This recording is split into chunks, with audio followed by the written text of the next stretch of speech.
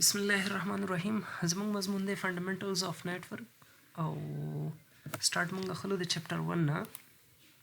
چپټر 1 کې به مونږ د درې خبرو ذکر کوو. اول ډیټا کمیونیکیشن، بیا نیټورک بیک ګراوند هیستوري او دریم ډیفینیشن اینڈ بیسیک کنسپټس اف نیټورک. دلته چې کله مونږ د ډیټا خبره کوو نو د ډیټا نه مطلب دلته را فارم نه وي، ډیټا نه مطلب دلته انفارمیشن وي. Now, what is data communication?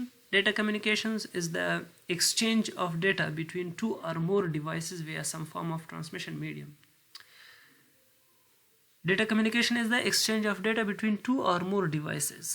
Data communication څه ته ویلی شي؟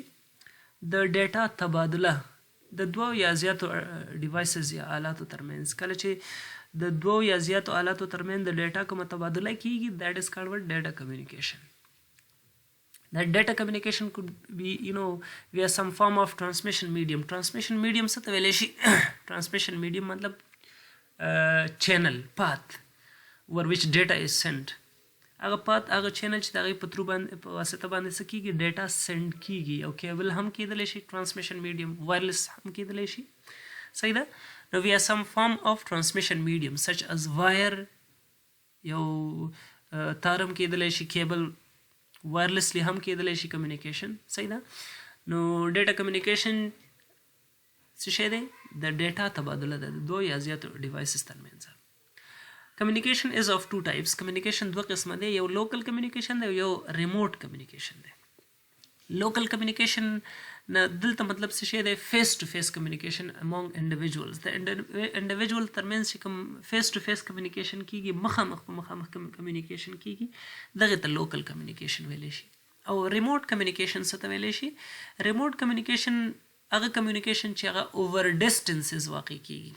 یعنی مطلب دا دی چې د دوو ډیوایسز ترمنځ چې کله کوم کمیونیکیشن کیږي هغې ترمنځ فاصله موجوده وي، یوزولي لانګر ډسټنسز، زیاتر وخت معمولا زیاته فاصله چې کله موجوده وي، لکه انټرنیټ باندې چې کله موږ کمیونیکیشن کوو که نه، چیټ کوو، د چا سره کمیونیکیشن کوو، ټلیفوني خبرې کوو، دغه ریموټ کمیونیکیشن دی.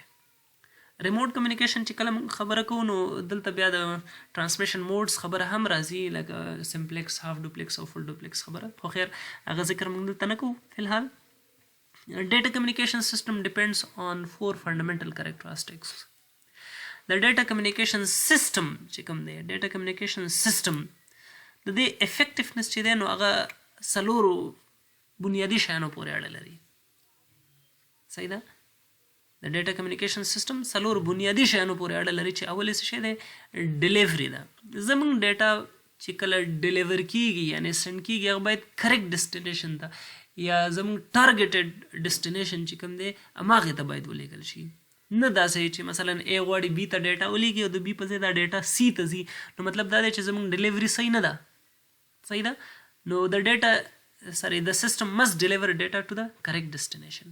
نو data delivery باید صحیح وي زموږ کمیونیکیشن سیستم کې، نو هله به زموږ کمیونیکیشن سیستم افیکټیو وي. دویم خاصیت څه شی دی؟ دویم کریکټرسټیک څه شی دی؟ هغه دا دی چې اکوریسي باید موجوده وي. زموږ باید کومه ډیټا چې سینډ کیږي ټارګیټډ ډیسټینیشن ته هغه باید په صحیح حالت سره، په صحیح شکل سره، په صحیح فارمیټ سره ولیږل شي. یعنی زموږ چې کوم انټینډډ ډیسټینیشن دی او کوم انټینډډ فارمیټ دی، یعنی کوم فارمیټ موږ غواړو، کوم شکل سره موږ غواړو ډیټا یو چاته سینډ کو، په هماغه شکل سره باید هغه ډیټا ډیسټینیشن ته ورسیږي. که چېرته ډیټا کې الټرنس راشي، چینجز پکې وشي، تغییر پکې وشي په لاره باندې چې کله دا ډیټا ځي، نو مطلب دا دی چې کمیونیکیشن سیستم زموږ افیکټیو نه دی. صحیح ده؟ نو د سیستم must deliver the data accurately. او دریم څه شی دی چې ټایم لایننس دی. ټایم لایننس نه مطلب دا دی چې the system must deliver data in a timely manner. ټایم لایننس مطلب دا دی چې the system must deliver data in a timely manner. نو که چېرته زموږ ډیټا په صحیح وخت باندې، په خپل وخت باندې ډیسټینیشن ته ونه رسیږي، نو مطلب دا دی چې دا ډیټا خو به یوزفل نه وي. صحیح ده؟ که چېرته زموږ ډیسټینیشن ته، ټارګیټډ ډیسټینیشن ته ډیټا په خپل وخت ونه رسیږي، نو هغه ډیټا خو بیا دغه نه شوه، افیکټیو نه شوه. صحیح ده؟ نو که چېرته غواړو زموږ ډیټا کمیونیکیشن سیستم کې افیکټیونس اوسیږي نو باید ټایم لایننس پکې وي زموږ ډیټا کمیونیکیشن سیستم کې.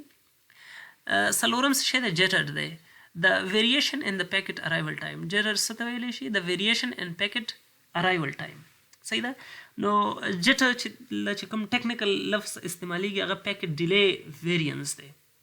مطلب دا دی چې زموږ ډیټا پیکټس چې کوم دی هغه باید دغه پوزیشنز باید چینج نشي. مطلب دا دی چې دا نه چې زموږ په بعض پیکټ کې ډیلی راشي، ملي سیکنډز کې هم که په پیکټ کې ډیلی راشي نو دیٹ کازز ډسرپشن ان نارمل سیکوینس آف سینډینګ ډیټا. کومه ډیټا چې موږ لیږو نو د هغې په هغه ترتیب کې څه شی راځي؟ ګډوډي راځي او هغه کمیونیکیشن بیا صحیح نه کیږي. صحیح ده. نو دې ته څه ویلی شي؟ جټر ویلی شي. نو مطلب دا دی چې که غواړو چې زموږ کمیونیکیشن سیسټم د افیکټیو اوسیږي نو دغه څلور خاصیته باید ولري. اول ډیلیوري صحیح وي، اکوریسي باید ولري، ټایم لایننس وي په خپل وخت وي، او جټر یعنې پیکټس کې ډیلی باید نه وي، ویریانس پکې باید نه وي ځکه چې اټ کازز ډسرپشن ان د نارمل سیکوینس آف سینډینګ ډیټا.